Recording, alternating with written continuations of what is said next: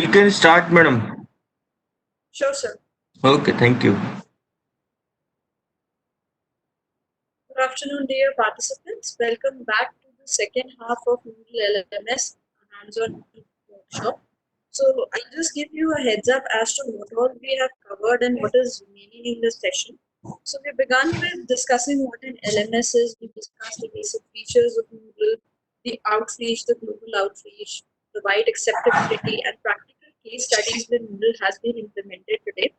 Then, as far as the practical implementation goes, we discussed an installation. I guess you all would have got the installation video by now, wherein we discussed how to install Moodle on premise with a dedicated server and then set up the Moodle website. Going further, we discussed how to create categories. Categories were basically your programs and subcategories, that is program specializations, wherein you will create courses and enroll students.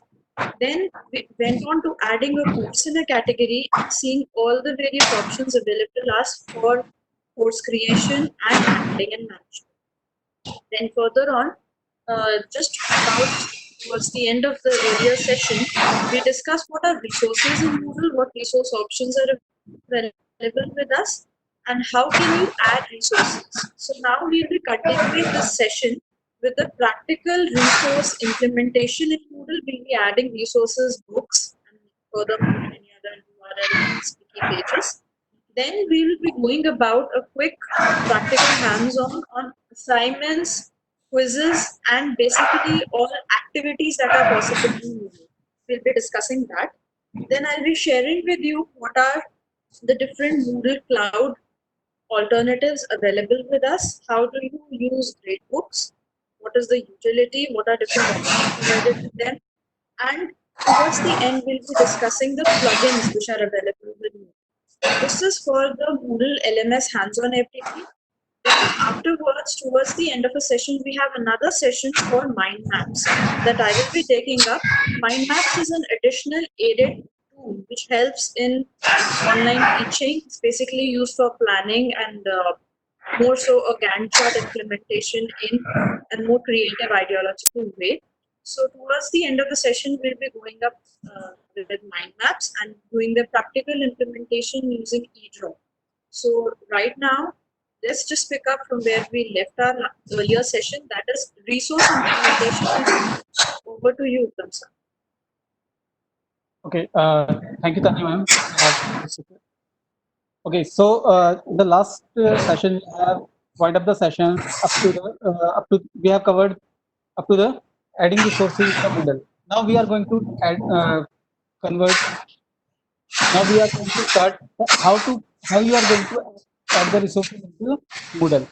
We are going to try to add these three things, these three kind of the resources like book, page, or the URL in our Moodle platform. So let's just move to the Moodle site window. I hope. Nandita, can you please mute the mic? Yes, sir, we are looking into it. Okay, the window is, I hope this window is visible to all of you. Okay, so first, just for example, we have created a computer science computer science branch under the BTech, and inside this we have created a course that is called database management system. Now, the first thing, I can add an activity, as I told you earlier. I can add an activity or the resources from by clicking on this one window. But please ensure that before clicking this one option will be available, add an activity and resource, if your turn editing is off. That window that should be on, because it is showing off. It means when you click this one, that will be turning into the off. It will not allow to edit the course. Okay, so we are going to turn into on, and now we can add an activity or the resource here. Click on the add an activity and resource. Now there are visible some kind of the activities and the resources. These are the all things. This is the all things. We are just looking for the activities. If we want to add the activities, then we can use this one thing. Otherwise, we are going to move to the resources. Just for example, I want to create a book kind of the things. Sometimes you have seen some sites, they have just left hand side or the right hand side, they have a navigation bars, and when you click on that things, that is basically the table of contents. When you click any of the content of them, then it will redirect to that page. That is the kind of the book. Okay, so we are going to add a book in our course. So just double click on this one. Now the book is going to be add in your resources. So first thing, just for example, I want to divide my books into different categories. Just for example, first should be the introduction. The user or the student must have read those introduction part before coming to the first week of the session. So I'm just going to define them introduction, and I can just define here the introduction things about of the books. Just the description about the introduction part. This is an introduction for introduction of DEMS. That's it. Next thing is the appearance. Appearance is the chapter formatting. First option is the chapter formatting. The chapter formatting allows us to how the navigation will be shown in your window. Is it like chapter 1, table of contents, first point, and the name of the first point, then second point will be the 1.2, then again like this thing, chapter and the subchapters. Style of navigations means what kind of the navigation you would like. First, table of contents, images, or text. Table of contents says chapter 1 will be shown, and when you click on the chapter 1, then it will redirect to the first chapter page. When you will click on the second chapter, then it will redirect directly to the second page. Images, sometimes we have a consecutive pages, and we have on the top of the page we have two different triangles. First one is the left side, and the second one for the right side. Right side triangle is basically used for the next page. So we can use the images to navigate by one from one page to another page in chapters. Third one is the text. Text is basically we can use first what was our first chapter, previous one chapter, and what was the next one chapter. What will be the next one chapter? That kind of the navigation we can manage under the next. Chapter formatting has none. That is just seeing the basically one window without any numbering. Second one is the numbers like 1, 1.1, 1.2, like this. Bullets, that is also you can use the bullets also. And the indented means it will be indentation, use the indentation to manage the chapters. So we are just keeping it for simple numbers and term TOC. Now module settings, the availability of the book on the course page or hide from the student. These are the two different settings. First, show on the course page, it means so all those users who are enrolled in that course, they can see this book and they can access this course, this book from the course page. Hide from students, that means the book is available only for the teachers, course creators, or other one, but not for the students. Okay. Next one is the access restrictions. These are the access restrictions. So some other principle or the protocols regarding the date, grade, user profile, or any other restriction sets, whatever you want to. Just for example, you just specified the date from with this date to this date, you can access this book. That then you can add the date restrictions. Grade restrictions means if you want to require this book or want to read this book, then you have to score minimum this number of the grades.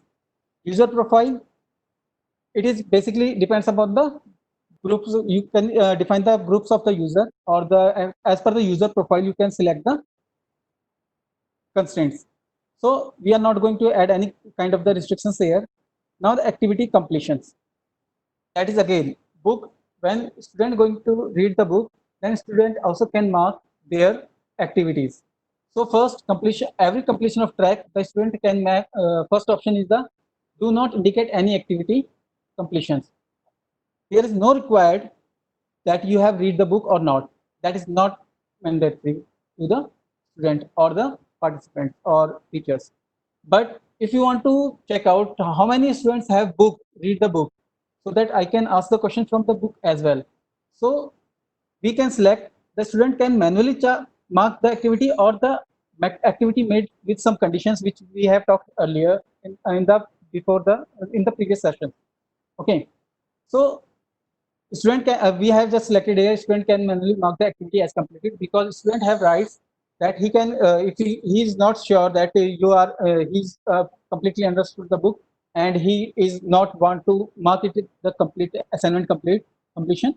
So that will reduce the complexity of regarding the students studying for the books as well. So we just left with the student can mark activity as completed. Now expectation, if you want to add some date restrictions on it, student must have completed this book before 31st August of the 2020. Then you can define here, you can enable this one, and then you can define it.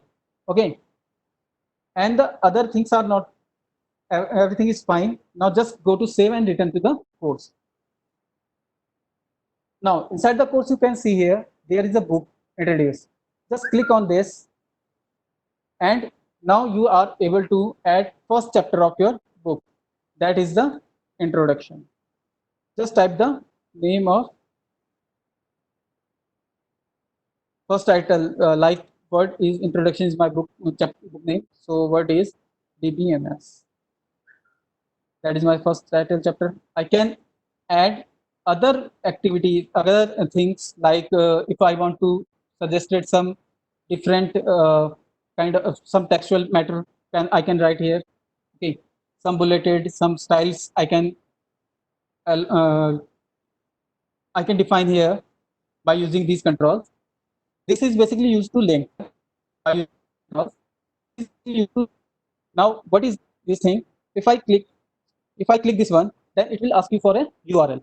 You can just check out the URL. This is basically browse repositories. It means if you have earlier record a video and store into your cloud system or in your Moodle system, then you can directly add those. You can easily browse the repositories and add these files from the your server directly. Okay.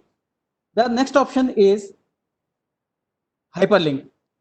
Oh, sorry, unlink. That means the text which has been linked earlier, you can unlink from this side. And one more thing for this one, this link format, you also add other third-party users or third-party addresses inside the window. Okay. Now, if you want to record your own video, like this one, this is the insert edit or video edit audio or video files. It means you can add or delete the audio and video file directly in your system or in your book as a book chapter. But also that there is one more option, that is the record audio. When you will click on this one audio, then it will ask this is showing the error WebRTC not supported, because I hope there's some issue in my due to my microphone, because of I connected with the WebEx meeting, so that is why showing this one. And start recording button, you can start the recording, and the audio file automatically saved on your Moodle directory, and the link will be available here.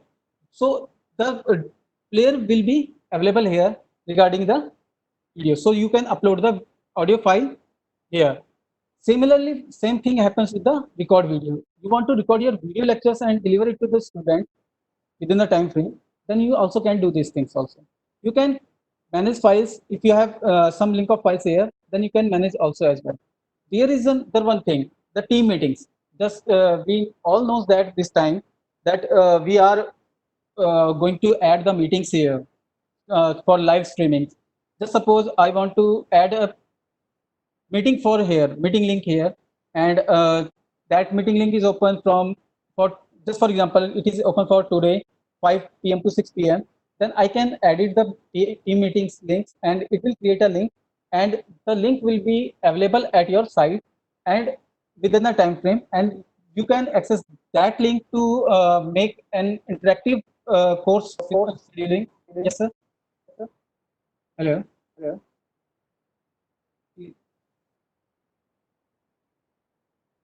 Okay. So team meeting is uh, There is one participant that sir, continues. Manish sir, can you please mute off? Okay. So team meeting is basically what team meeting is doing. It is basically create a meeting link and it paste in your inside your book chapters or your course creator. And whenever student going to click this link, they will be able to join your meeting on the MS Teams. That is the one option which is recently added by the Moodle in their plugin directory. So I'm just going to describe here about this one thing, the content. What is the DBMS? DBMS is basically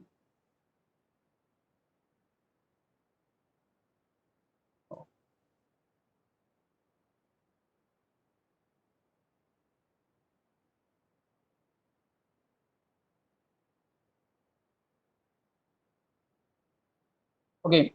We have just defined the content of this one. So this is the complete a page basically. If I want to add some points, I can just add point one.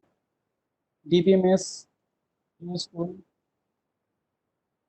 DBMS is basically used to provide the backend support and software development.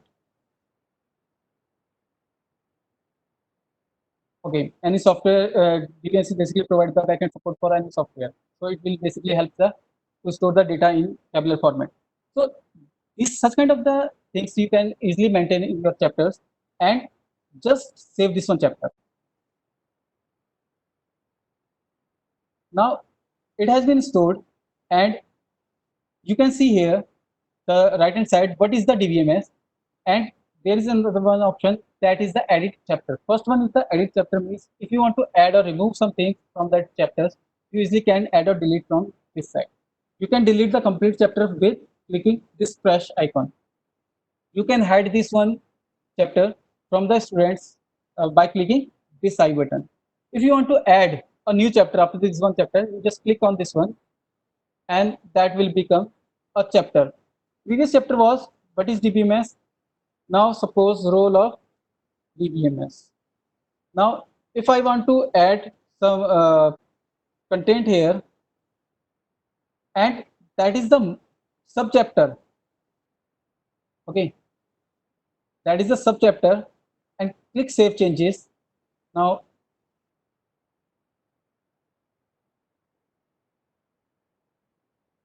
you can see that this is becomes 1.1 role of the DBMS. Okay, so you can add a chapter, main chapter. Inside that there is another one chapter. So that is the basically how you can going to organize your book. Now just again, just suppose add a new chapter, and that is not my subchapter. Again, introduction to DBMS, and just suppose I want to add some library. Okay, so audio and video. Click on video. One second. Video your source.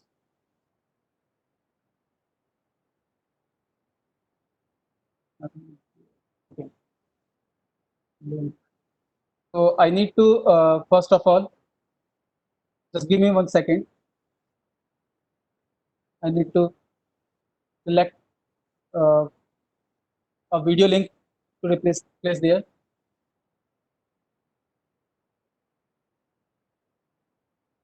The screen would be blank.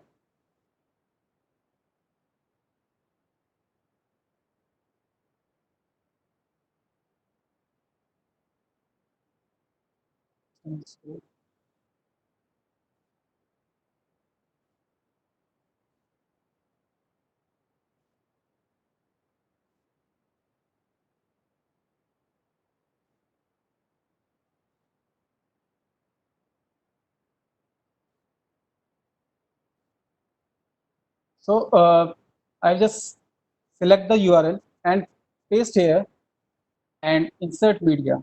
Now this link is available. Okay, this link is available every time when a user going to click this one link, it will redirect to the YouTube videos.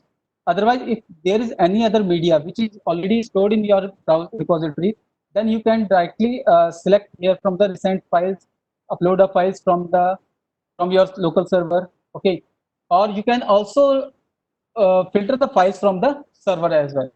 Okay, so here is the hierarchy of the directories: system, BTech, computer science, database management system. There is nothing. I'm just select the system. System has no files. So we also can browse these things files of the from the server as well, and we can reuse the same file again and again for the different courses. We do not require to create every time a new video file to manage the course. So this is just the thing, and I'm just going to save the changes. And this time, that is not my. Already have unselected that thing. Now I can see the video link converted into the thumbnail of the video, where it has a play video button. While you click on this button, that will be start to playing a video. So that is the beautiful functionality has been provided by the Moodle. It is a very good. Through this one resource, you can organize your resource in very well manner, and that will be very helpful to your students and participants or other persons who are going to join your courses. Okay, I think you are with me so far. Uh, if you have any doubts, we can clear the query here, right here. Okay. So now that is the way how we are going to manage our books in our Moodle. Next thing, similarly, if I want to create an activity or add an activity in my first week statement, first week thing. So I'm just going to add an activity, and just suppose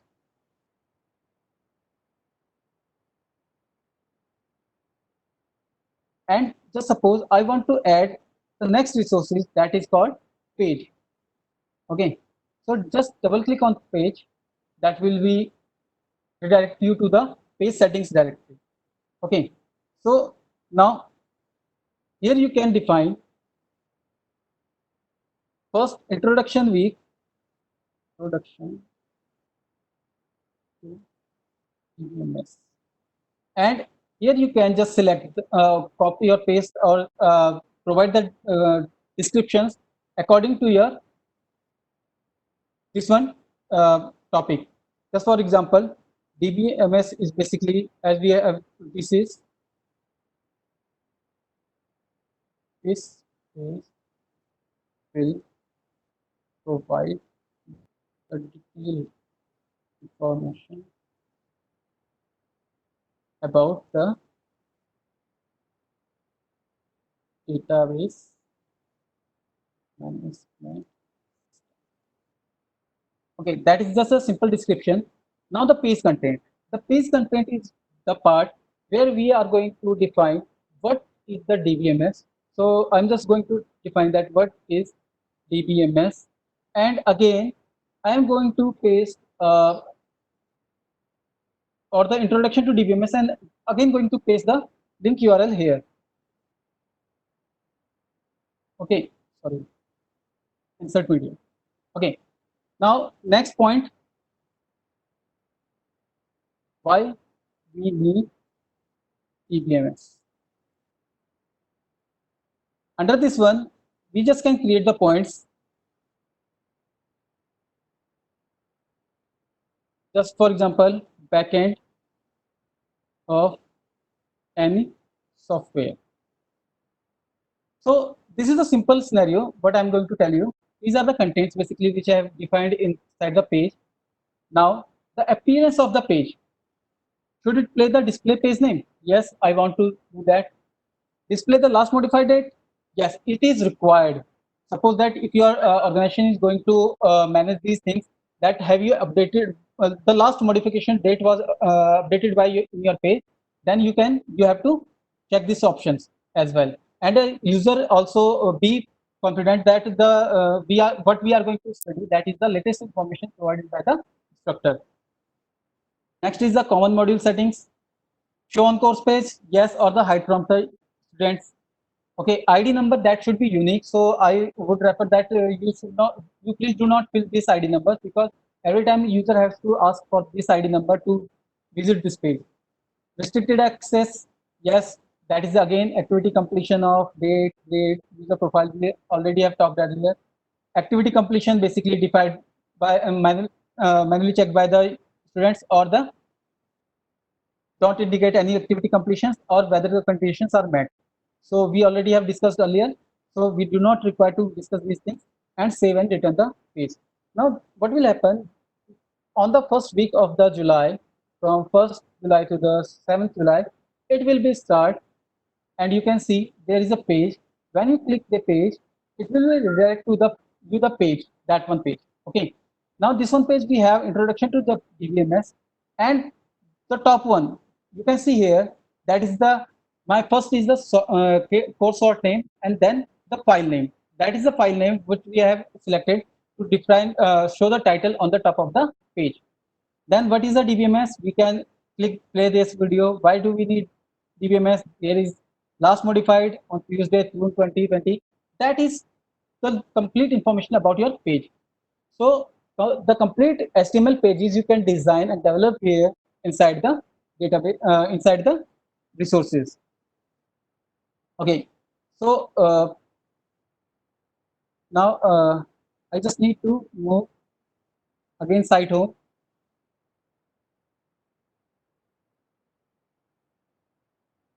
Again, computer science and the course DBMS. Now we have created two kinds of the resources. Now suppose one more activity I want to add, and that is the URL. Just suppose I have found some Wikipedia page, and like that video what I had shared you earlier, you just can use the URL. Just double click the URL. Now the name of the URL, the topic. So that was introduction to DBMS. Okay. Now external link, we have just pasted the YouTube link. Description, that is the introduction about the DBMS. So appearance, display automatically. It means will it be play automatically or not? Appearing of this one, the link is automatic or not? Embedded means is this the embedded video? Yes. Open, when you start, when the page will be live, will it be open or not? Or it requires the another pop-up. While you click on the window, that will be open on the another window. Okay. So we just select the automatic. Automatic basically any one of them. It will be select the best one and apply on that URL. So URL variables, we do not require to change here anything. Okay. Common module settings, same for same as previous. Restricted access, activity completion, both are, these are the same things. Okay. Save and return to the course. Now we can see here the introduction to DBMS. That is, now this is the URL. That this sign is basically used for the page URL. Now while I click this one,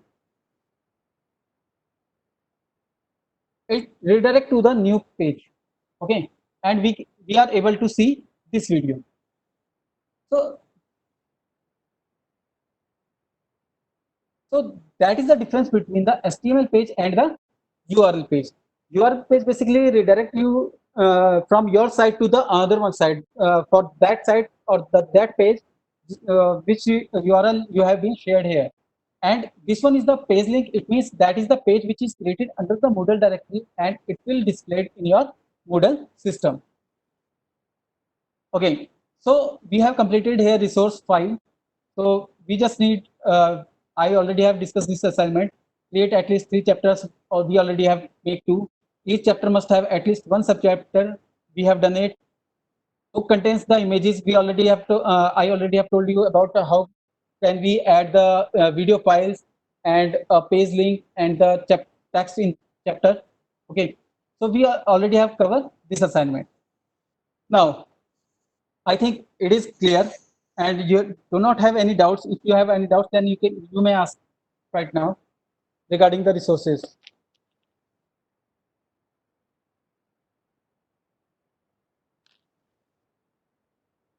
Okay, there is no query yet, so I'm going to moving ahead. So next point is activities. Okay, we have just cover the resources in Moodle. Now we need to cover the activities. We Moodle offers many activities, but we mainly we covers only 3 or 4 activities as per our convenience. Just for example, 2 are most important. First one is the assignment, and second one is the quiz. So basically, assignment is that thing when teachers offers an assignment can be in weekly mode or the unit wise mode or monthly mode. You anytime, anywhere, any week or in the course you can offers an assignment, and assignment can be shared on the first day of the course started, and you can also manage the deadline of the assignment, and you also allows the student that they can submit the assignment beyond the deadline or not.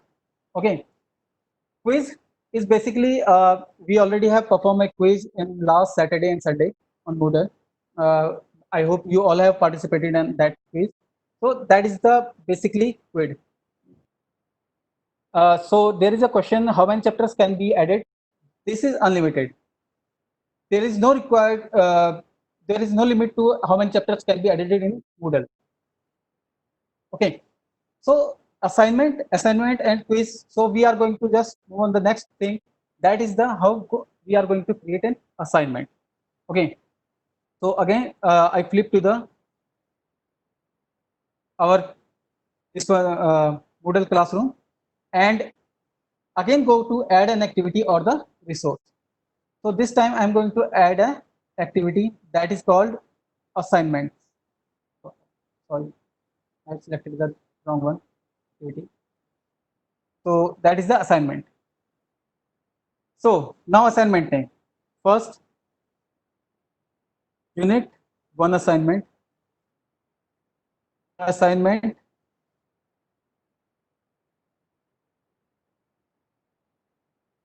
is evaluated for the unit 1. Okay, and the availability of assignment, that is the thing.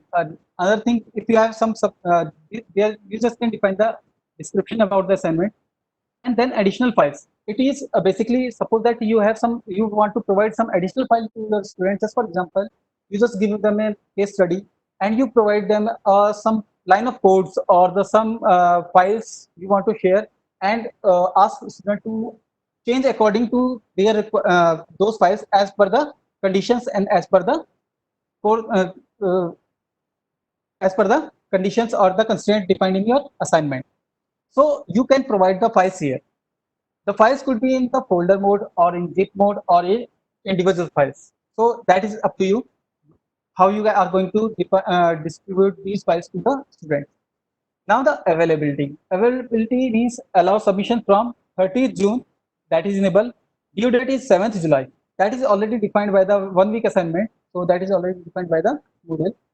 And cutoff date, it means cutoff date means the cutoff date after 30th June, sorry, 7th July, I am not allowing any student to submit their assignment. Just for example, I am allowed some student that your due date is 7th July, but I am just being a helpful person and make them that 8th July is the last date, cutoff date. After that, I am not going to accept anyone's assignment.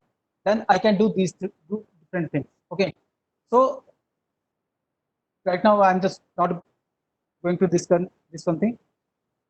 Okay, so submission type. Submission type is would be the file submission or the online text. If it is online text, then you can select the online text. Otherwise, file submission. Okay, so hopefully we are the computer.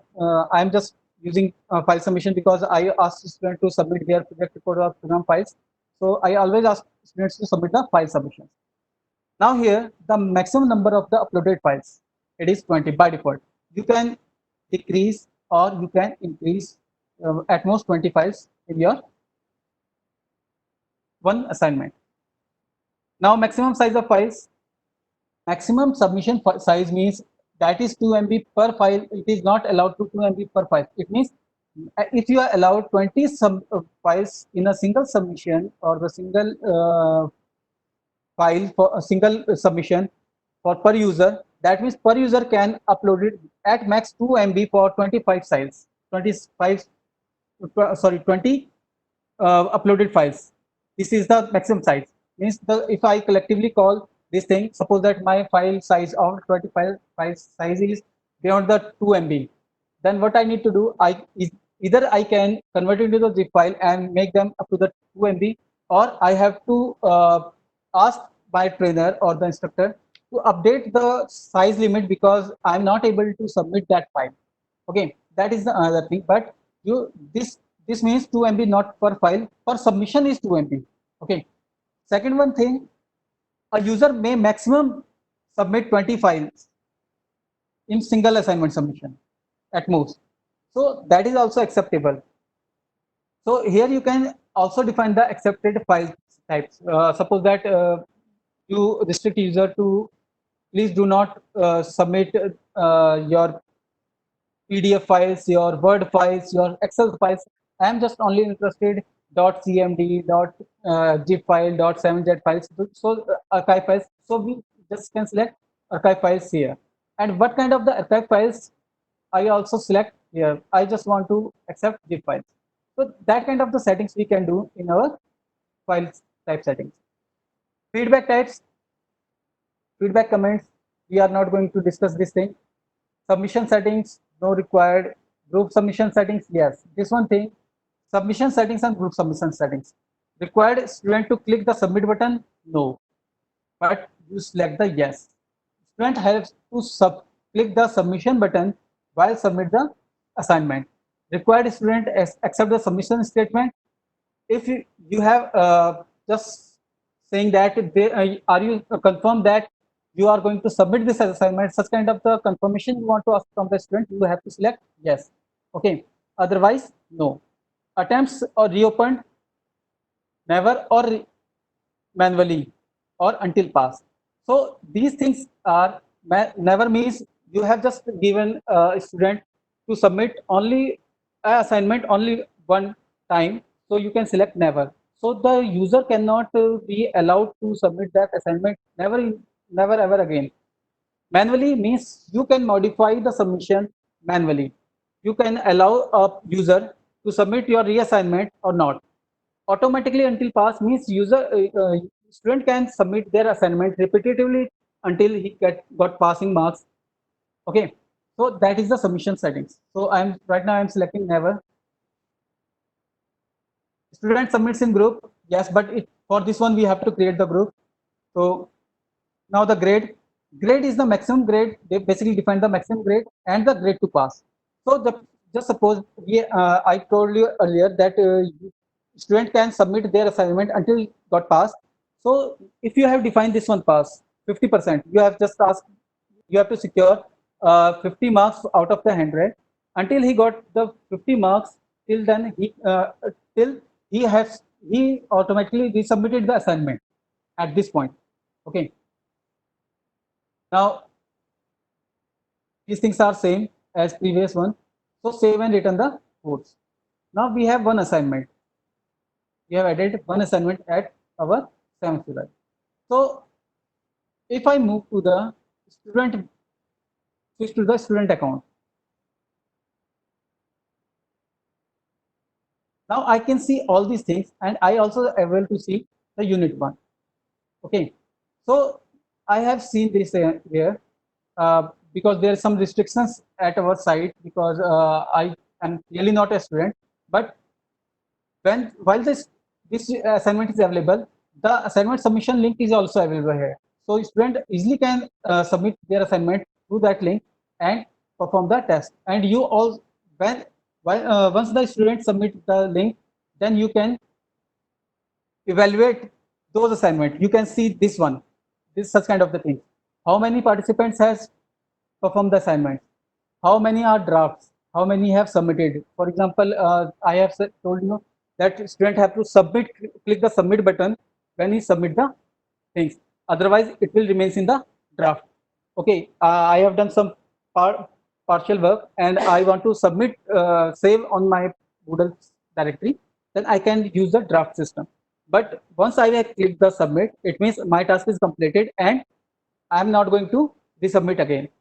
Needs grading, it is defining that how many participants have submitted things, and out of those participants how many required to grade.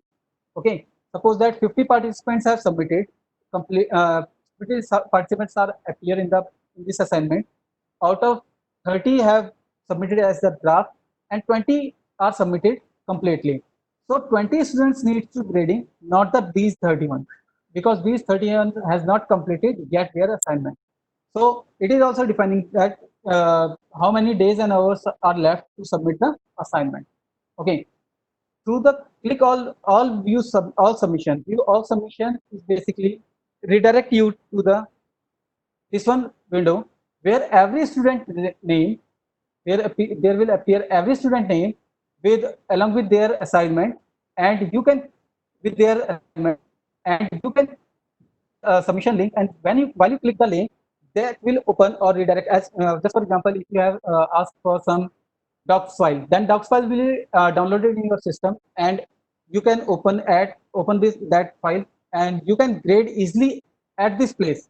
Or you also can do one more thing. You can click the grade button and check out how many students you have graded or not. So suppose, okay, no user selected here, so there is no grade option will be available here. Okay, now this is the assignment part. Now comes to the quiz part. I hope it is all clear up to assignments. Yes, sir. No question in the chat. So now again go and edit, sorry, turn editing on, go and edit a quiz. The most important thing is the quiz of Moodle, because it has a rich library, all kind of the questions, and even if you want to add some plugins regarding the quiz, you always Moodle always welcomes you to add those plugins as well. So just create a quiz. It will be redirect to you to the quiz portion. Now I'm just going to place here quiz 1, about quiz 1 description.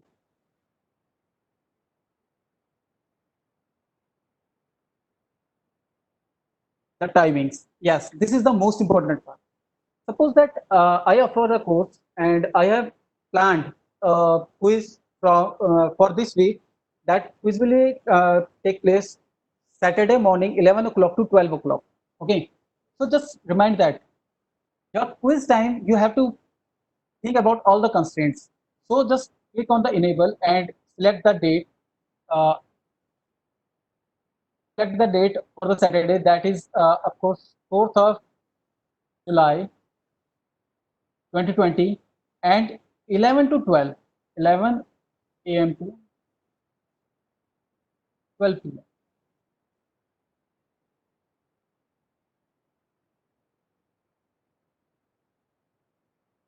Okay, and you also enable a person the time limit. Suppose that you have 1 hour time limit, you can place 60 minutes here, or the hours or days or the weeks or the seconds, minutes, whatever you want. So I just defined here the 60 minute stats because the time span is 11 to 12. But suppose that there is one more constraint. Suppose you are allowed a student for 30 minutes exam. You want to appear a student maximum appear time is the 30 minutes, and you have a constraint that when you are going to tell the students that your time is from 11 to 11:30.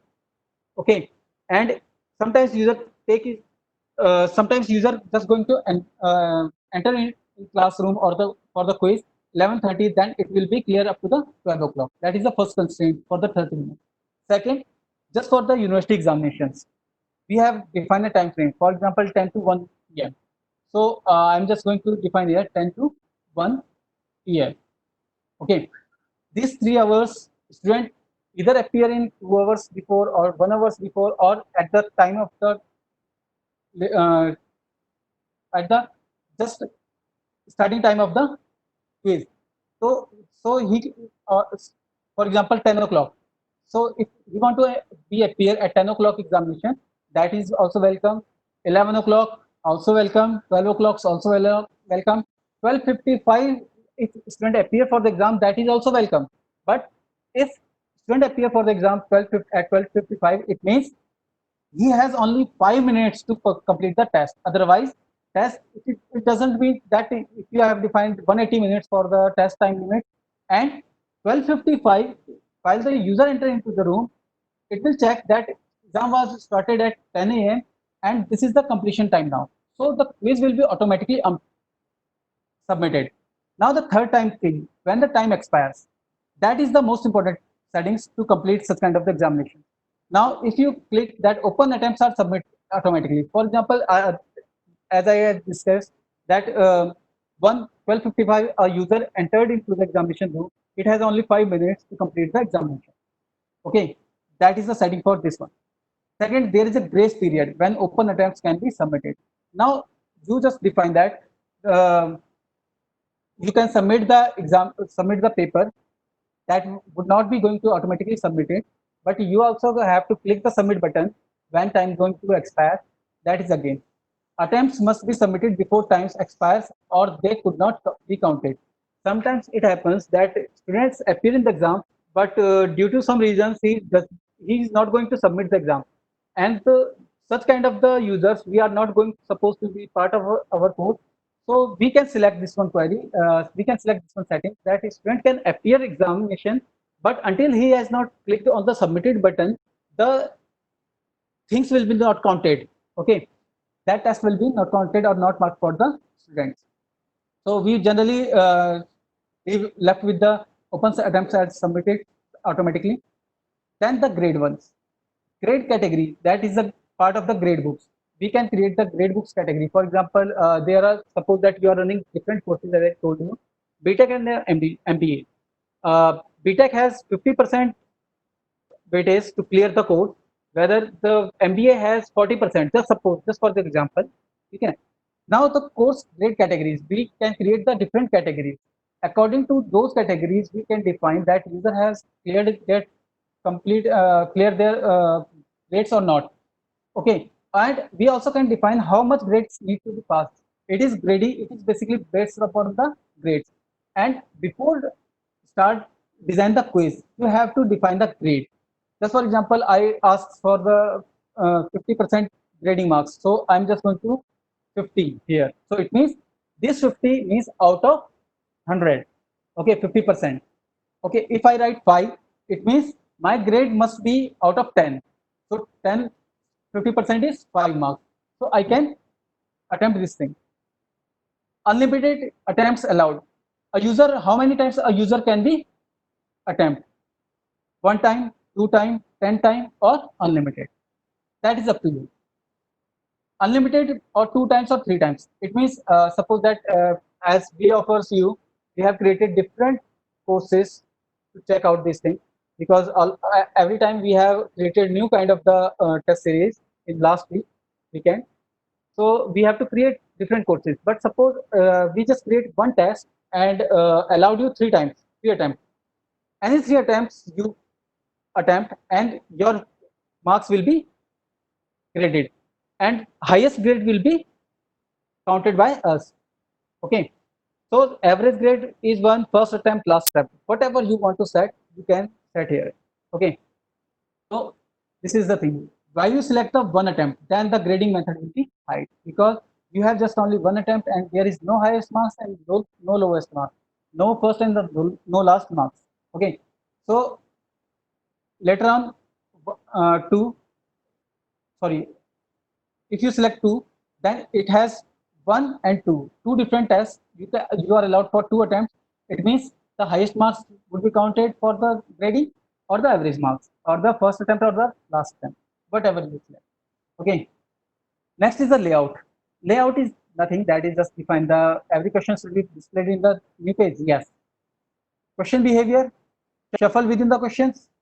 The question will be shuffled within. Yes, we have selected yes. Means the question, if you have a quiz and your question one maybe one for you, but it would be five for the question number five for the other person. It might be possible that is the same question for the other person with the same numbers. Now, how question behave? By default, we put the deferred feedback, but the adaptive mode is required while we are going to set the review option. Because if you are not going to select the review option, by default it's the deferred feedback. So it means while you are attempting quiz, then the first attempt, while you check the submission and submit the answer, that it will define you the answer is correct or not. Whether correct means the indicator will show your answer is correct or not, how marks you have got from the last question, the specific feedback. If you have defined the some feedback or general feedback, those will be appear, and the right answer. It also shows the right answer. So first, we have to be sure. First, click on the adaptive mode and uncheck all these things. Only attempt will be appear there, because while user going to attempt, he should not know which one answer is correct. If I'm going for the credit one, then I'm not want to click you, check you here, that you should be attempt, you should attempt the question, but you should not know whether the question is correct or not. So I need to uncheck all these things immediately after the attempt. Now, some students might that means if you just attempt the questions and you have just reviewed your question, you can check whether your question was correct or not, how much marks you got obtained, what was the specific feedback, general feedback from the your instructor, what are the right answer, and what is the overall feedback basically. So if I uncheck these things, so it means you are immediately after the attempting question paper, you are only able to see the what you have attempt and how much marks you have obtained from the quiz. While the while the quiz is still open, suppose that you have I have given the time frame from 10 to 1:11 for 30 minutes question paper, and the quiz is still open because one of the student have got into uh, entered into the examination for 11 o'clock and 11:30 he has finished, but quiz is still open up to the 11 o'clock, so 1.5 hours is still open. So I also do not want to display these things. Okay, and after the quiz is closed, yes, these are all okay. Now again check, after attempting these changes, you need to click on the deferred feedback. Now everything is will be locked, no one is going to be checked, and the adaptive and deferred feedback is basically adaptive feedback mode means student can check whether the answer is correct or not. If it is correct, then marked by correct, otherwise it will not marked by the Moodle. Appearance, show users pictures, we do not require because it may increase the traffic congestion in network. Decimal places is graded up to 2 places. Decimal places in question paper, okay. Now one thing here, the safe exam browser. That is the most important thing. Sometimes that is basically depends upon the one plugin plus one additional software, and the additional software is basically safe exam browser. The safe exam browser basically used to restrict a student copied the data from the internet and paste into your system. Just for example, you have created a question. For example, DBMS is a database management system or the database or the relational database, which one is the correct. So user basically what do, or the student might be do, they can just flip to the web browser and ask for the question, type the question on the browser and get the answer. If you want to stop these things, then you have to install the safe browser on student's machine, and then you have to allow here for the safe browser. Yes, configured manually, upload by my own config or SCB. We basically use the SCB client for the safe exam browser. Okay, that is the basically SCB file provides the links to start the quiz, and quiz will not be started from the browser. That will be started by the SCB browsers, safe exam browser. So user while click on the link, that will be redirect to the safe exam browser, and safe exam browser will control the complete system and hide the invocation of Windows button, Alt tab buttons, and Alt F4 buttons. User has to either the complete the exam, or otherwise has to shut down the system. There is no other option to attempt the exam or make a cheat on the examination. Okay, so unfair means cannot be happened by using safe exam browser. That is the most important part for the exam purposes. Extra restriction on attempts, that is not so required, because sometimes you just going to set that the enforce delay first and second attempts, how much delay, required password. If wants to attempt again, then he must ask to you about the password. Sir, my question was wrong and my attempt was failure, so I want to reattempt that quiz. Then you can just give the password, and the password will be, then you can set the password here. And the network addresses, that is not so required right now, because it will be specified for the on those network addresses. Just for example, for the simple one ISP. Enforce delay between first and second attempts. Now you can enforce a student that he has submitted his examination on 11 o'clock, and he must be allowed after the 30 minutes. Then you can define here the delay should be 30 minutes between any two attempts. Okay. Now the browser security, that is that is just about the browser security, but that is not exactly the browser security. That is just one pop-up window will be open on JavaScript, and user can change the window by using Alt tab. They can cheat easily. So unfair means can be happen here, but by using safe exam browser, that could not be happen. Overall feedback, that is the feedback. If grade 100%, then congratulations or excellent, whatever feedback you want to click here. And if for the 50%, you can define here. For another one, or you can add more feedback fields also there. Common module settings, that is not required. Restrict access, again the same as restricts things, activity completions and the tag. Now save and return to the code. Now quiz is created. Now I need to add the question. Now you can see the quiz will not be available until Saturday, 4th July 4th July 10 a.m. to 11 p.m. That is the available window, while the quiz will be available at student end. Now you just go here and check out these things. Group overrides, user overrides, edit quiz. Edit quiz basically allows you to add the questions into the quiz. But one constraint is there. Suppose that you have planned for the 30 questions, and you have add only 20 questions, any one user or either you perform or attempt a test just for checking out how quiz running or how is the quiz going on, just for the checking purpose.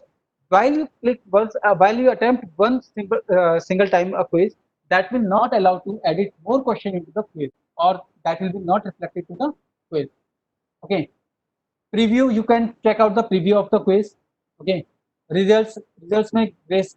Okay. So grades is basically define the grades to the students. Statistics, manual grading, here you can change the grades of a student. Okay. Locally assigned roles, that is not required. The most important thing is next one, that is the question bank for the this thing. So you can import the question bank. If you have a question bank, created a question bank, and in the text file, then you can any of them format of the questions to upload the questions in a single click. I basically use the GIF format. That is the good one format and very easy to understand. Okay, so let's start to create a quiz now. By adding a question. So edit quiz. Go to the add button. Select a new question. So you can check the question types here. First is the multiple choice question, MCQ, where only one answer could be true. Second is the true false, that will allow you to check box. Matching, where one is the question and another one is the drop down box, where that could be matched easily. Short answers means if you want to ask for some place or the, just for example, what is the dash is the capital of Japan, then you have to write Tokyo. So you can use such kind of the answers here. The name of the participant, the organization name, anything, whatever short answers you want to ask, you can use the short answer question. Numerical, that is the one wonderful thing. That is basically used basically in mathematics and the physics fields and the chemistry also. Suppose that we have performed some calculations and the correct answer is 3.159. Now I want to now 3.156, just suppose 1.6, 3.156, 3.156. Now I want to round it. Sorry, a user might be, because he does not know how many decimal places it is required. So it might be write down 3. That is also answer correct, because 3.156 is the answer. So the round of 3.156 is 3. Or it is quite possible that he might write 3.1 3.16 or 3.2. So that is the dilemma. Which one answer is correct? Because up from 3 to 3.20, all the answers are correct. So we can define the error rate in our questions.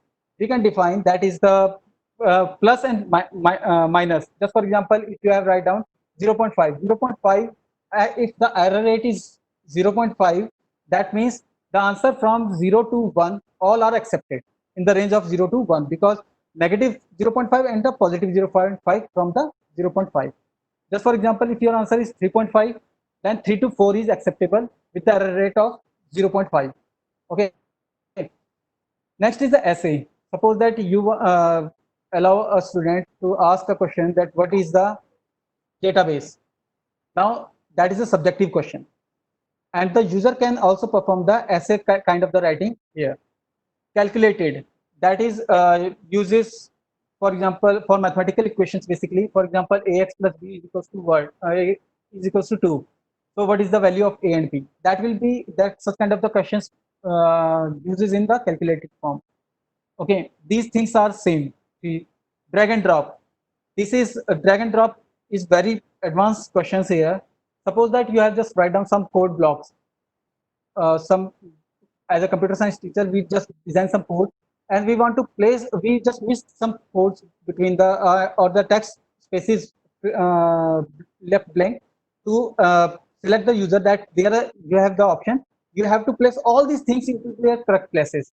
So the user student can drag and drop the content items from one window to that places, desired places, and submit their answers. That is a drag and drop placement. You also can this one thing, that is the drag and drop onto images.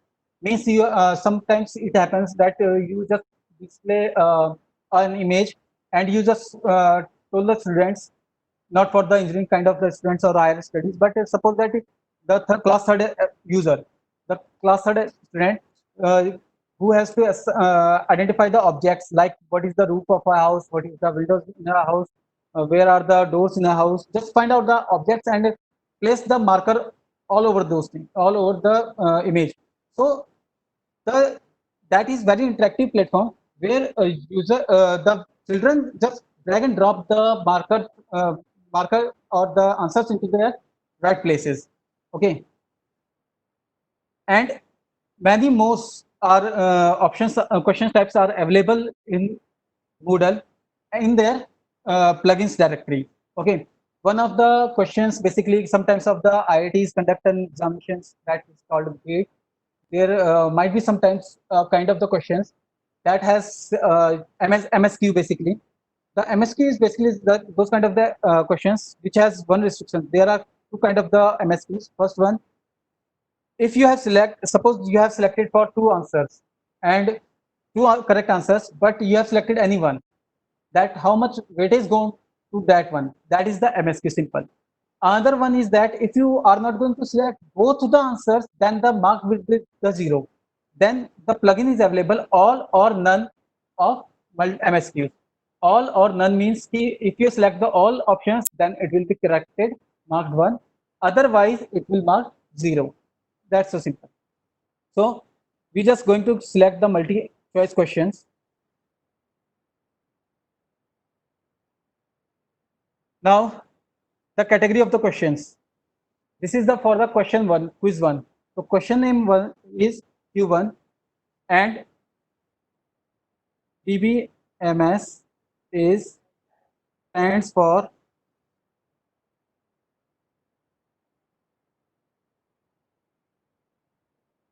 that is my question. There is general feedback. You can define the marks here. And now one or multiple answers. If you select multiple answers, that becomes MSQ. If you select one answer, that will remains as the MCQ. Shuffle within the choice means you have offered 4 choices that it quite possible user student 1 has the all in same order 1 2 3 4, but user 2 or student second one student got the order 4 3 2 1, because that is the shuffling in the questions. Number choices, how you are going to check the numberings. So by default we are just going to this one. Okay, so now just suppose database management. This is my correct answer. I assigned 100 marks to that one. Next one.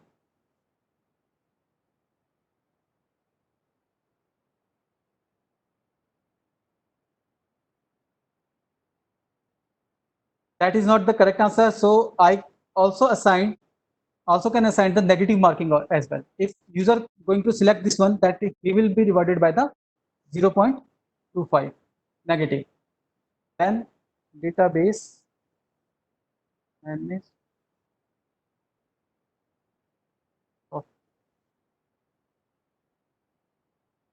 Again, for this answer, I'm going to define another one, but just suppose 0.5. Okay, save changes. It means it has 3 choices. One is the right and another 2 are incorrect. That is my question 1. Now, second question, just suppose a new question. One more question I'm going to show you. That is the drag and drop into text. Sometimes it helps you to understand the questions. So this is the question 2. Okay, now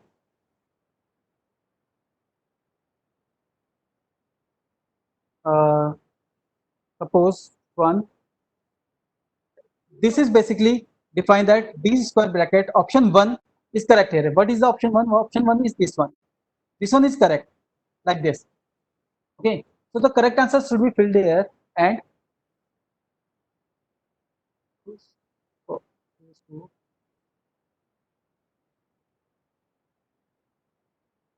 okay. Now here we can write down word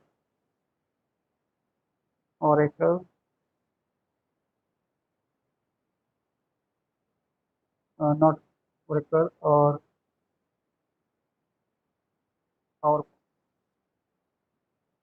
and you also can place shuffle in these things. Okay, and save. You also point that these also always having the same group. Okay, save changes. Now we have 2 questions. Let's see how these questions are in the window. So first question. Sorry.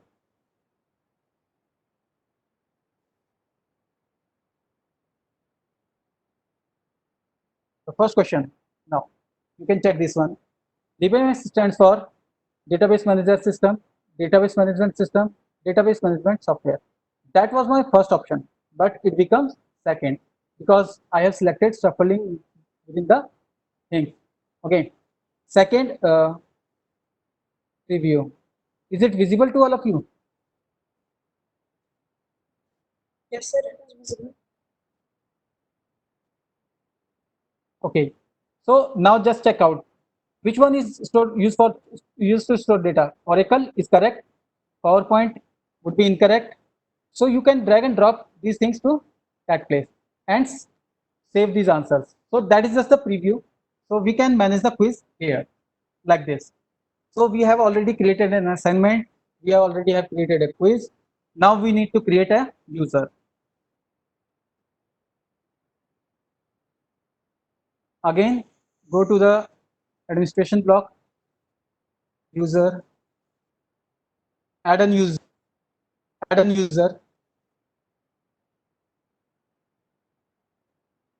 username,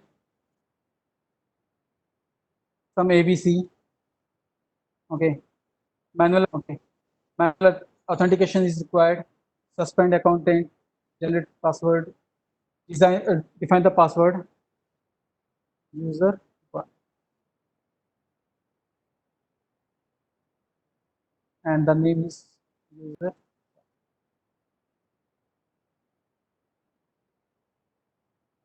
First name, email address, user one at the rate. Now select the country,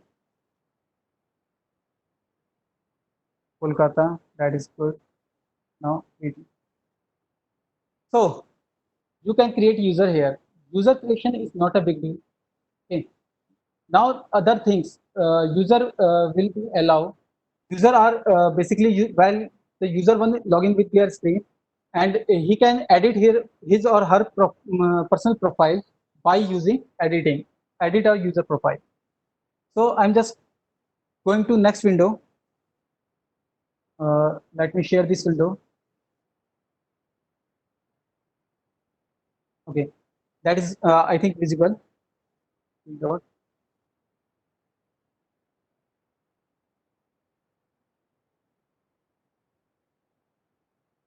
Okay, now login with user one ID.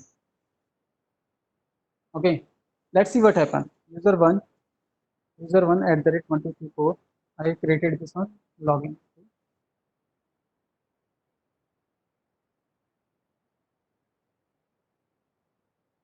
Okay, now I click the site home.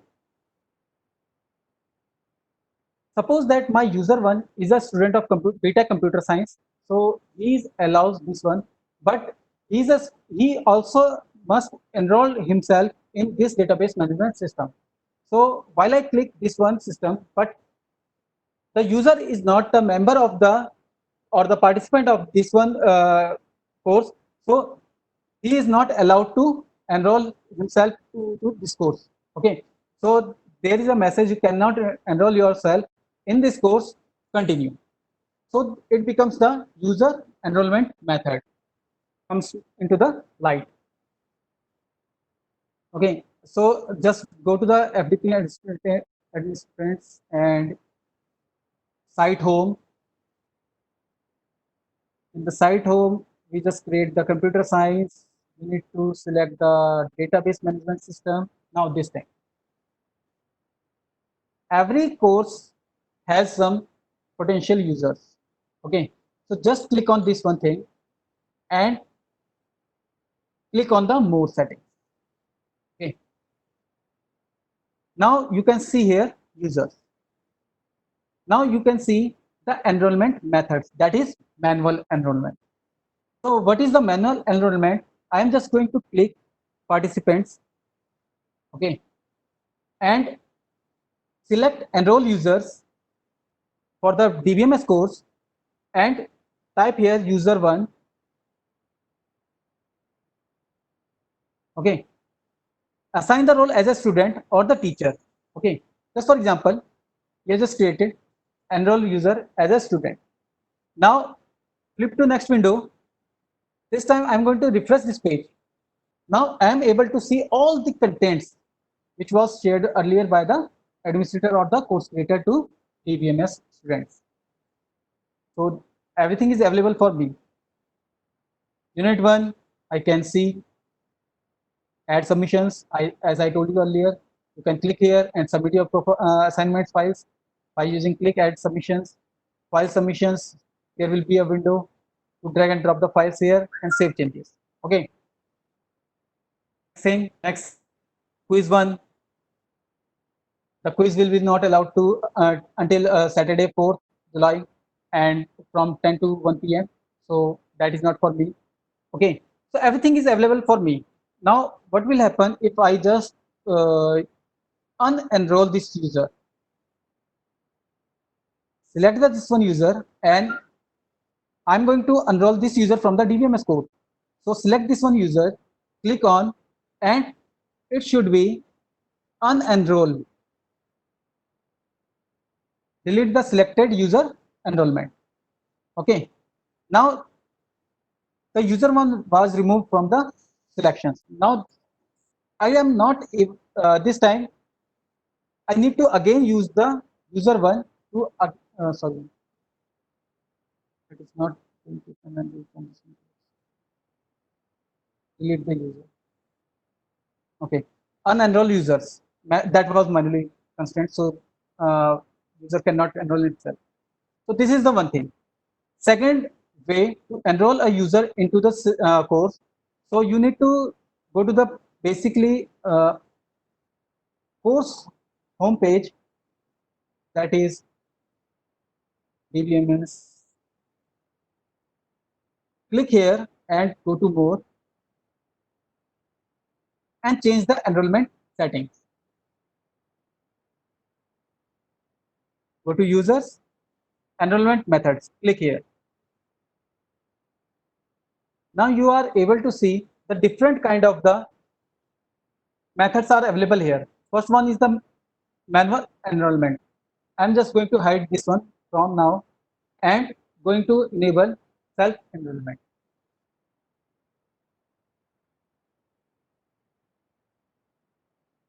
Will take some time. Now self enrollment is open. Okay, now what will happen? Let's check. That was my course. Again, I'm going to site home. I already have unassigned from the this one course. So again, browse the course here, and this time it is again comes with the same window, but this time it is asking to be enroll yourself. No enrollment key required. Okay, the enrollment key is what? When you're going to setting the self enrollment, then you can define the enrollment key here. Enrollment key. Okay. Suppose that 1, 2, 3, 4. If it is set and saved as the enrollment key, then user is not allowed to join this course or enrollment himself in this course without the key. It means student has my permission to join this course. Whenever I'm going to click on this one without enrollment key, then it is not allowed me to join the course if I already have set the enrollment key. Now this time there is no enrollment key, so I am just going to enroll myself. Okay, and user is enrolled in my course. So user is enrolled in course user 1 and is able to see everything in the portion in this classroom. He can be appear and is able to see everything in the portion in this classroom. He might be appear for the quiz as well, and he is going to do everything. Okay, so just suppose I need to perform some quiz. Let me create one more quiz just for 1 or 2 questions, or the same quiz just for the demonstration. I'm just going to copy the same quiz. Okay.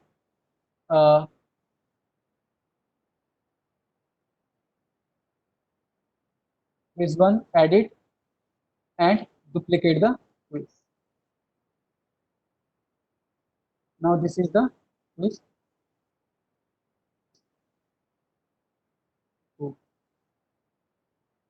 Okay. The quiz 2 has the same thing as the quiz 1 has. 4th July, attempts allowed to only as will be considered for the marks as to it. Okay. So now go to the quiz 2 settings, edit the settings and make it appear for today.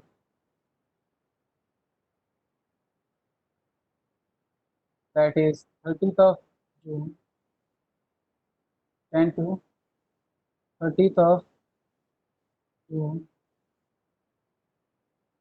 9. And this is for the 30 seconds. 30 seconds or 30 minutes. That is my quiz 2 setting. The same things I'm going to set for the quiz 1.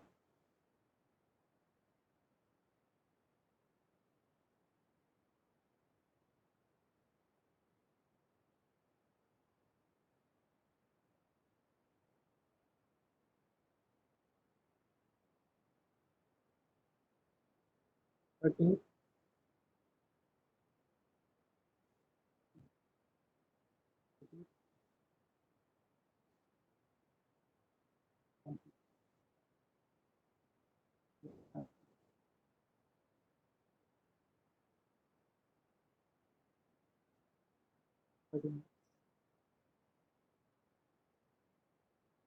Okay. Now the user is able to check its code. First quiz, click on this. Attempt quiz now. Start attempt. And is this screen is visible because it is new screen.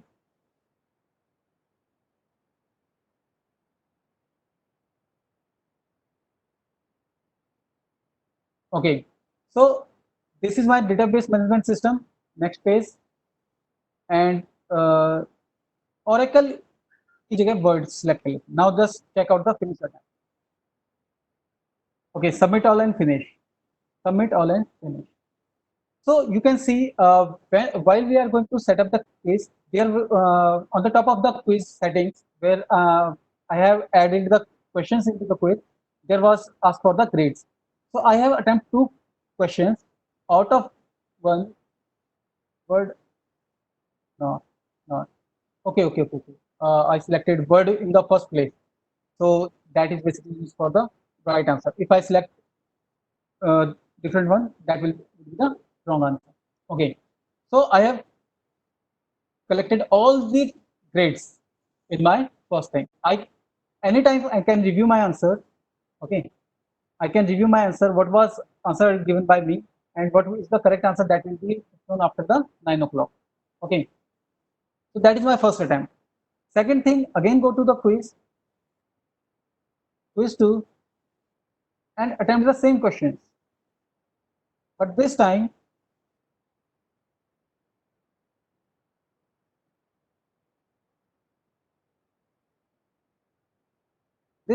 I am selecting database management system and this one for the PowerPoint.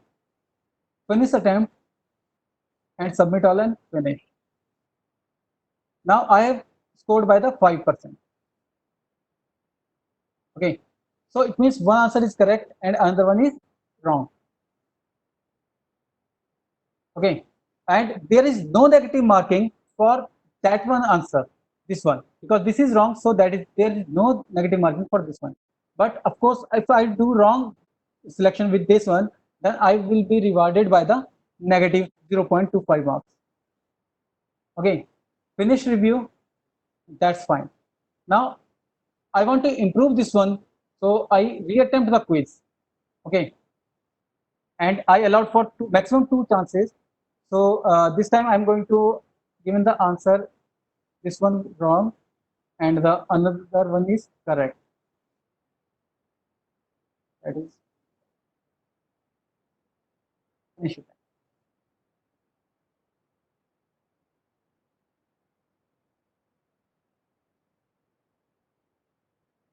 Submit all and finish.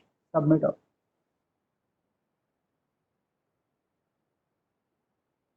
Okay, this time I have been deducted by 0.75 marks, like 0.75 out of 2, because one for the correct answer, that is good, and second, 1 marks, 0.25 marks was deducted from the wrong answer, for the wrong answer. So 1 minus 0.25, it is 0.75. So I have scored only 38% from the 100%. Okay, so this is the quiz. So the topic we have covered in this thing, we have created an assignment, we created a quiz, we have defined the users, how to add the users in account, add users, we define the manual enrollment or self enrollment. Email assignment was configuration, enrollment was discussed in the front page setting, where we can authenticate by the email enrollment. Okay, enroll all the users into the programs, we already have did it. And now the grade book, and that will be discussed by Tanya ma'am. So Tanya ma'am, session is over to you. Thank you, sir. Just a minute, ma'am. I'm just yes.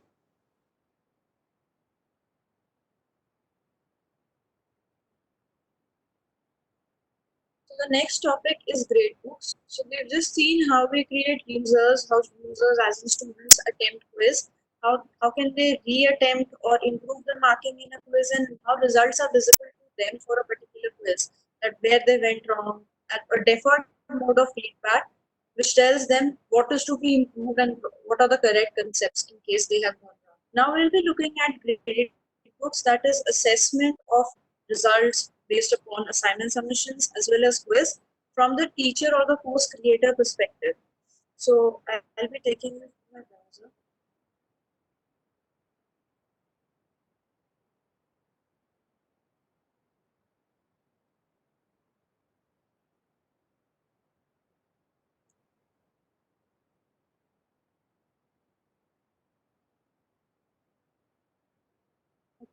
So here I'll be discussing with you a review or a evaluation matrix, a grade book of the quiz that you attempted for this refresher courses participants.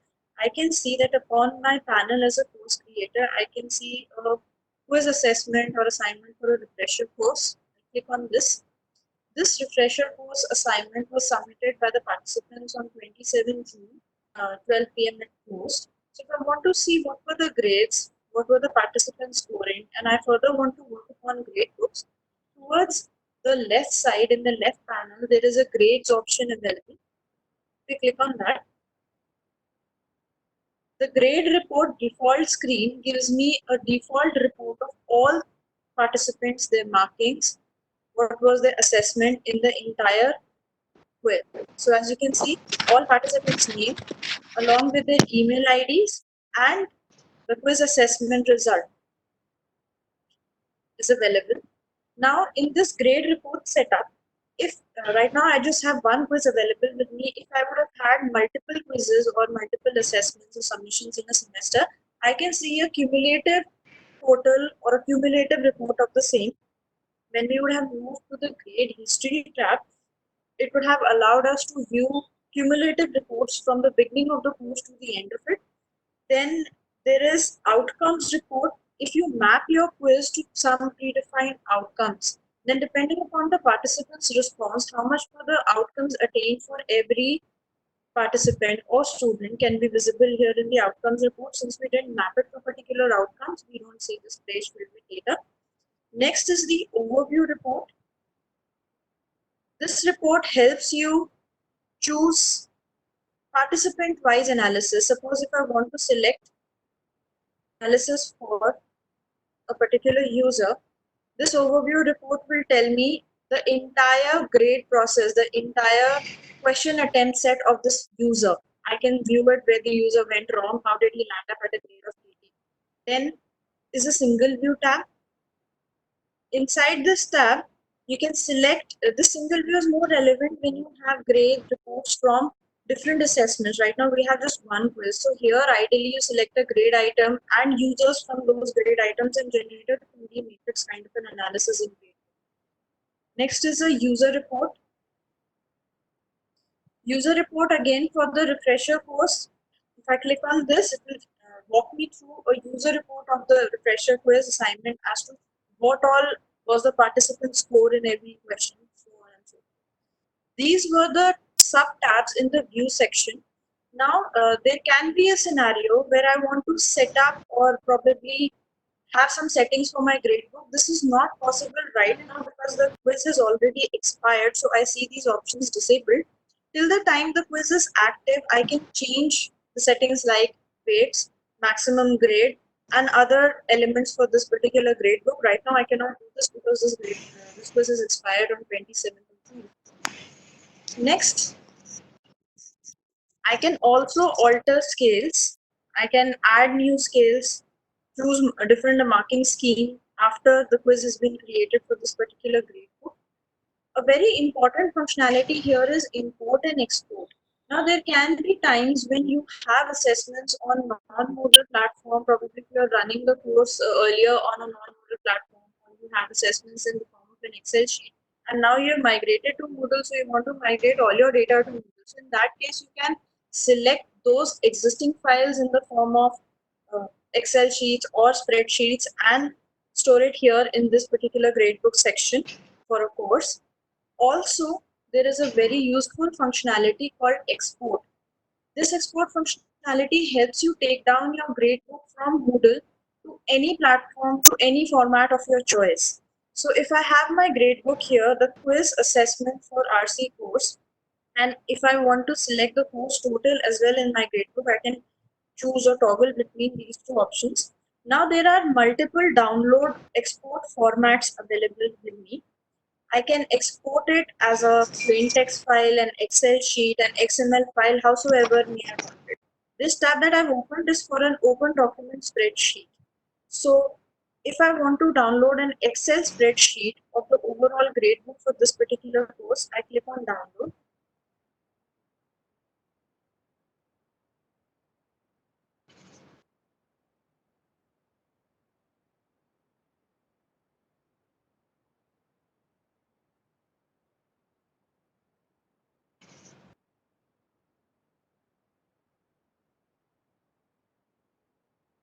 So this takes me to an Excel version of my gradebook that I was visiting, that I was seeing on Moodle.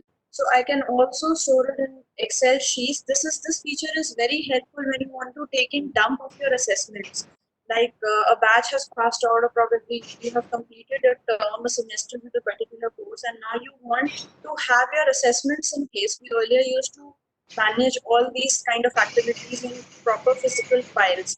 So this sort of a functionality helps you archive your previous assessment record and keep it as a backup, keep it as a record for future terms to come. If you need to feed in these marks into any software that requires XML file as inputs, the same can be done with an XML download. You just need to select the download tab to the XML file. You can choose whether you want ID or quiz total ID number to be included in the grade items and simply download. So all these functionalities will help you take down your grade books for overall assessment of a course, activities, quizzes, any user participation where you have graded the participant into a hard copy manner. So this was about grade books.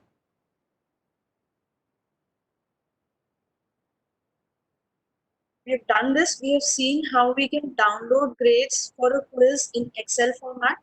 Now, the next portion is cloud-based Moodle. Now, this is a very different kind of offering with Moodle, since Moodle is a very peculiar technical kind of a platform, and not most of us are that tech savvy, or we don't have those many technical support skills and resources at our institutes. We can also offer a cloud-based Moodle solution. In this solution, there are cloud offerings which are provided by some companies that I'll be discussing later ahead. They provide a cloud offering of a Moodle solution. What do you mean by a cloud offering now? A cloud offering or a cloud-based Moodle is something which is already hosted in a cloud version. You just have to access the cloud version, create your account, store your data, and simply start working. You do not need to be bothered about the installation, the setup, the technicalities, managing the software, installing updates, checking for backward compatibility. All these solutions can be skipped and a simple cloud version can be used. The cloud version provides you all the capability of Moodle that we have discussed till now, but with just the hassle-free maintenance part added to it, which acts as a benefit. The only glitch here is that when you shift your Moodle database from on-premise to cloud, your data gets into a cloud environment, just like Google Classroom. So this equivalent of Moodle, the cloud-based Moodle platform, is an equivalent of Google Classroom. Now, as I mentioned, it has many functionalities, many advantages to itself. First is that it is simpler. You do not need to get into the hassle of installation, checking for versions, having all the compliant software in your place, checking for server functionality to be up and running every time in case of a breakthrough or you need to troubleshoot. You don't need to get into any of that hassle. It's just a one-click solution. You click on the cloud-based offering and your account is there. All your Moodle website is hosted on the cloud solution. It is maintenance free. The support community of the cloud platform will perform maintenance for you if you have any issues. There is a forum where there are support systems where you can contact them and access help. Then automatic updates, since Moodle is a software, like you've seen, it has transitioned from version 3.3 to version 3.9. So whenever a new update is there in place, rather than you being physically managing that update, installing things in place, checking for backward compatibility of Moodle compliant systems, everything is handled by the cloud version. You don't need to handle or take care of any of that hassle. It is very flexible. Moodle itself is a very flexible software, the most flexible and best accepted LMS all over the world because it is free. When I say open source, it means it is free, it's free of cost. And all the more when I just lift the hassle of onloading it, installing it on premise and take it to a cloud solution, it becomes even more easy and flexible for users all over the world. It's affordable. Since it's free, basic versions with Moodle are always free. Whatever advanced plugins that you need to access for your usage, all those plugins you can access on the cloud version itself with the same offerings than a on-premise Moodle. There is no difference there. And it is very user-friendly. User is the boss here. He has the key to how he wants to operate Moodle, how he wants to customize things. So for all non-technical people, all people who find it a little difficult to go in place with the basic installation of Moodle, the updates, management hassles, you can opt for a cloud version of Moodle. Some popular cloud-based solutions are provided under the following umbrellas: Genomio, Bitnami, and Moodle Cloud. Moodle Cloud is a very widely accepted solution because it is provided from Moodle org. The rest others are private offerings, private and public combined offerings. So you can offer any of these cloud-based versions of Moodle and you can get on with your activities. Next is the last part of the session, plugins in Moodle. That will be discussed by Uttam sir. And after this, we'll be wrapping up with the Moodle LMS API and I will be continuing with mind maps. Just a quick but a very important functionality in e-learning. Over to you, Uttam sir.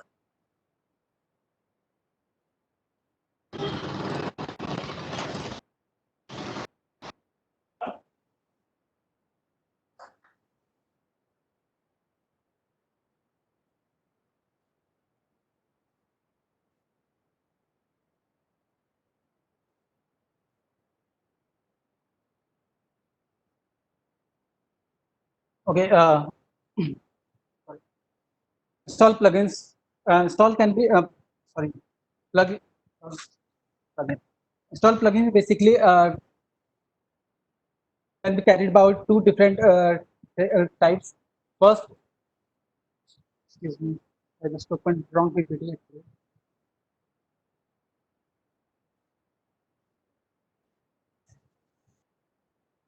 So, sorry, Moodle has a rich plugin library. For example, if you want to, first one, the most popular plugin is that is called Virtual Programming Lab.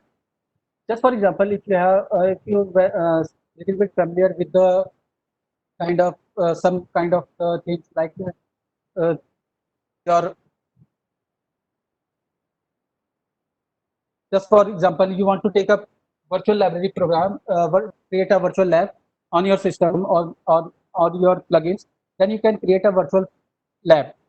So for the virtual lab, you have to create the VPL server, and that VPL server address will be located into the virtual programming lab plugins.